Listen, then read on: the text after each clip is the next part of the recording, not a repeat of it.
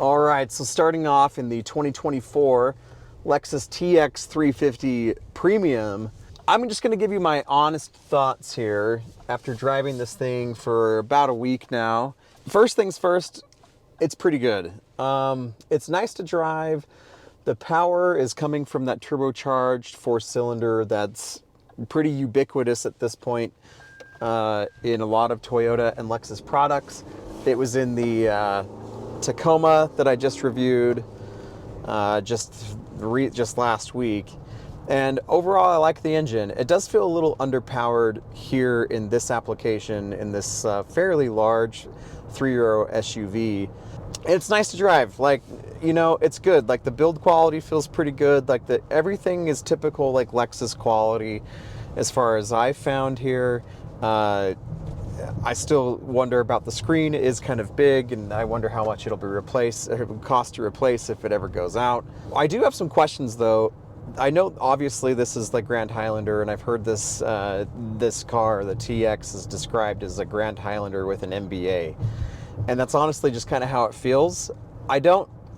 It's really great, don't get me wrong, but here's the deal. This thing is just over $67,000, and this is not even like the fully loaded trim. The hybrid motor powertrain would be even cooler, even better. I get all that.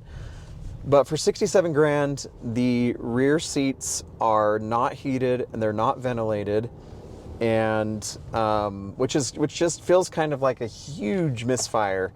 Yeah, like I've been getting, 19, 20 miles per gallon, which is pretty good. And again, I'm always comparing it to our Telluride, and the Telluride is just so good.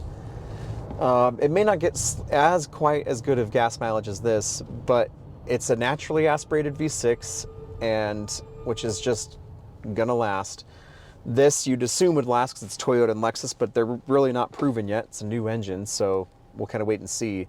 Again, a fully loaded Telluride is like 55 grand, fully loaded, and it has heated and ventilated second row seats and more options, more features than this does, this is $67,000. And I don't know, like at that price point with the lack of features, it kind of is a hard sell to me. And I know a lot of people are going to like just thumbs down this video because I said that. Well, it's a Lexus, it's going to last forever.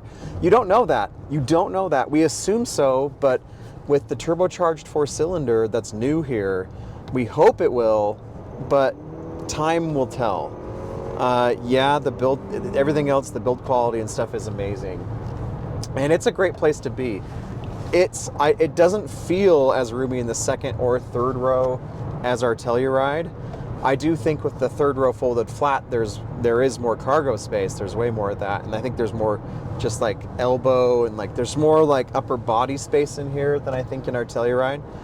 And I think it is probably a little bit more comfortable. Like the materials are just better, the seats are better, all of that. But again, for $12,000 more, and I get it, this is a luxury brand, you're paying for the name and the premium and all of that stuff. Yeah, I don't know, it's gonna be up to you. Go and drive it. I definitely would recommend it. Like if you're willing to pay for it, then yeah, I don't think you're gonna be disappointed. I just think for 12, 13 grand less, you can actually get more. Sure, it's not a Lexus, whatever. And you won't be getting that, but still it's, both are pretty compelling options. And so I don't know that I have like that much more to say. One of my favorite things about it is the visibility. Like it definitely gives like a very wide open, clean view out every window and out every angle. And I really like that. It does kind of give you a minivan kind of feel here from the driver's seat, and like just the seating position and the view, the forward view. But that's not necessarily a bad thing. Minivans are really nice to drive, and this is just a great family hauler. Yeah, it's, I think, slightly less room, and I don't have the specs in front of me, but it feels like there's slightly less than, again, what's in like the Telluride. And I would imagine, even though I haven't driven it yet, the new GX like 550, this is probably going to be a way better option for hauling your family around than that than that vehicle, which is more geared towards, you know, off-road. So yeah, I mean, other things that I've enjoyed, the ride quality is good. It's nice and comfortable. It's not harsh at all. The tech is good. It's a little annoying, and I think that's like a personal thing at this point. I think, like, there's so much tech in these cars, and I just don't know that it's all very necessary, if I'm being honest with you. And I don't know that it's keeping people that much safer. I don't know that it's keeping them as engaged with the road. In fact, I know it's not.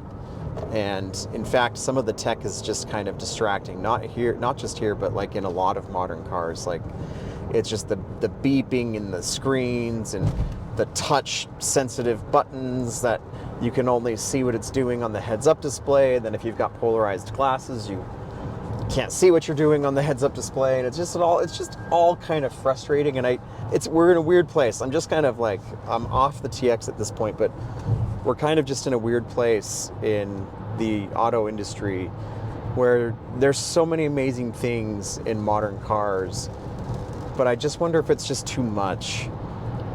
If you've watched my videos on like my 4Runner, and like the Jeep Wrangler, for example, very different cars from this, I get it, but you know, both sell really, really well still, especially the 4Runner. We'll talk about that.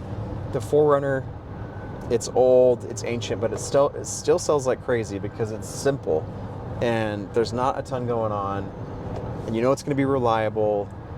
It's not full of all this just like weird stuff that honestly can feel a little overwhelming, especially when I just don't know that it's keeping me a whole lot safer and a whole lot just better off on the road. So I wonder what the future looks like with car technology, safety technology. I know it's probably not going to slow down at any point soon, but you know, it's just interesting. And like this car, like I've read, and I don't know I don't know where this came from. I can't remember. I can't tell you the source. But for example, this screen, it's beautiful. It's pretty easy to use. I think there's some annoying things about it, like the heated seat buttons, and anyway. But I've heard that it's like $8 or $9, maybe even more than that, $1,000 to replace if that thing goes out. And I don't know who's going to have the money to do that. In warranty, sure, but like outside of the warranty window, who's going to want to fork out $8 or $9 grand to replace a screen like this? Like, it's really cool, but Savage Geese did a video recently on like this current state of vehicles and how they feel about it, and I kind of agree, and it is a little bit of a pessimistic stance, but I feel like cars, you know, I don't know if I don't know if they care as much about taking care of them and maintaining them, but it feels more like they're being not only treated but also created as more of just like a disposable product, and which is going to be tough. Like, you know, again, citing the 4Runner, I know the 4Runner is kind of a you know, an outside example, but that thing will last forever. It just will.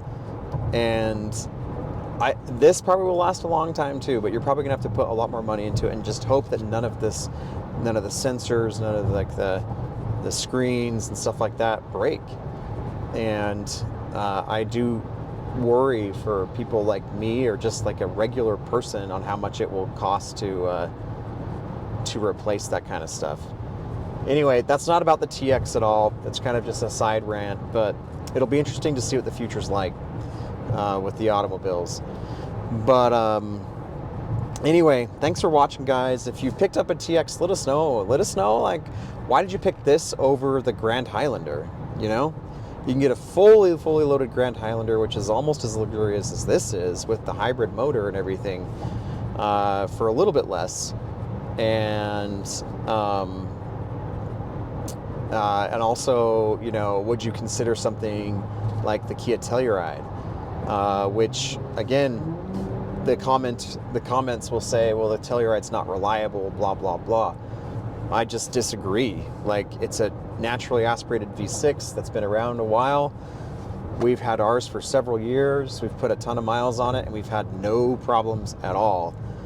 And if it wasn't going to be reliable, like, Kia doesn't want to be on the hook for a 10-year, $100,000 or 100,000-mile warranty either, if they had to fix a bunch of stuff. So, you know, take that for what you will. But let us know your thoughts. Let's discuss here in the comments. Thanks for watching, guys. We'll talk to you later. See ya.